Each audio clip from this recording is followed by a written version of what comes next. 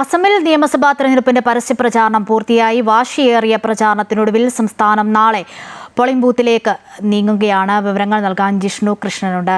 ജിഷ്ണു, അസം അങ്ങനെ നാളെ പോളിംഗ് ബൂത്തിലേക്ക് നീങ്ങുകയാണ്. എങ്ങനെയാണ് അവിടുത്തെ ഒരു തെരഞ്ഞെടുപ്പ് വിശേഷങ്ങൾ, തെരഞ്ഞെടുപ്പ് ചൂട് എങ്ങനെയാണ്?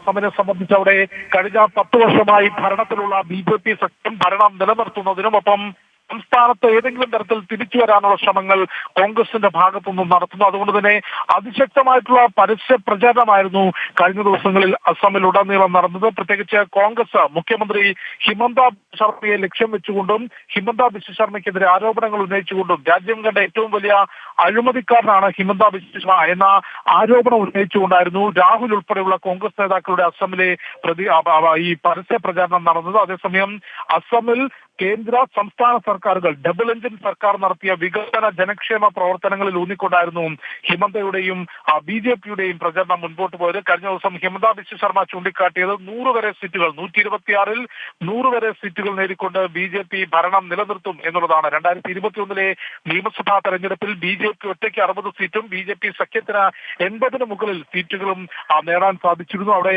വളരെ മോശം പ്രകടനമായിരുന്നു കഴിഞ്ഞ നിയമസഭാ തെരഞ്ഞെടുപ്പിൽ കോൺഗ്രസിന് കാഴ്ചവെക്കാൻ സാധിച്ചത്. അതുകൊണ്ട് ഈ തെരഞ്ഞെടുപ്പിൽ അസമിലെ ജനങ്ങൾ എന്ത് ചിന്തിക്കുന്നു എന്നറിയാൻ ദേശീയ രാഷ്ട്രീയം വരെ ഏറെ കൗതുകത്തോടും ഏറെ ഗൗരവത്തോടും കൂടി ഉറ്റുനോക്കുകയാണ്. കാരണം നേരത്തെ വടക്കിഴക്കൻ സംസ്ഥാനങ്ങൾ അടക്കി ഭരിച്ചിരുന്ന കോൺഗ്രസിന് ഇന്ന് അവിടെയുള്ള മുഴുവൻ സംസ്ഥാനങ്ങളിലും ഇപ്പോൾ ഭരണം നഷ്ടപ്പെടുന്ന ഒരു സാഹചര്യമുണ്ട്. അവിടെ ഏതെങ്കിലും തരത്തിൽ തിരിച്ചു വരാൻ സാധിക്കുമോ എന്ന നിലനിൽപ്പിന്റെ പോരാട്ടമാണ് കോൺഗ്രസ് നടത്തുന്നത്. ഭരണം നിലനിർത്താൻ BJPയും ശക്തമായ പ്രചാരണം നടക്കുന്നു. തെരഞ്ഞെടുപ്പിനുള്ള എല്ലാ ക്രമീകരണങ്ങളും പൂർത്തിയായി വരുന്നു എന്നുള്ളതാണ് തെരഞ്ഞെടുപ്പ് കമ്മീഷൻ അറിയിച്ചത്. പ്രശ്നബാധിത ബൂത്തുകളിൽ കേന്ദ്രസേനയെ വിന്യസിച്ചുകൊണ്ടും CCTV നിരീക്ഷണം ഉൾപ്പെടെ പ്രത്യേക ക്രമീകരണങ്ങൾ ഒരുക്കിയിട്ടുണ്ട്. പ്രത്യേക കേന്ദ്രസേന നിരീക്ഷണം അസമിൽ തെരഞ്ഞെടുപ്പുമായി ബന്ധപ്പെട്ട് തെരഞ്ഞെടുപ്പ് കമ്മീഷന്റെ നേരത്തെ തന്നെയുള്ള ക്രമീകരണങ്ങളുടെ അടിസ്ഥാനത്തിൽ നടക്കുന്നുണ്ട്. അത്തരത്തിൽ തെരഞ്ഞെടുപ്പിനുള്ള ക്രമീകരണങ്ങൾ പൂർത്തിയാകുന്നു. നാളെ 126 മണ്ഡലങ്ങളും കേരളത്തിനൊപ്പം തന്നെ അസമിലെ 126 മണ്ഡലങ്ങളും ഒറ്റഘട്ടമായി ജനവിധി രേഖപ്പെടുത്തും. അശ്വതി. ശരി, അസമും നാളെ പോളിംഗ് ബൂത്തിലേക്ക് പോകുകയാണ്. വിവരങ്ങളാണ് ജിഷ്ണു കൃഷ്ണൻ നൽകിയത്.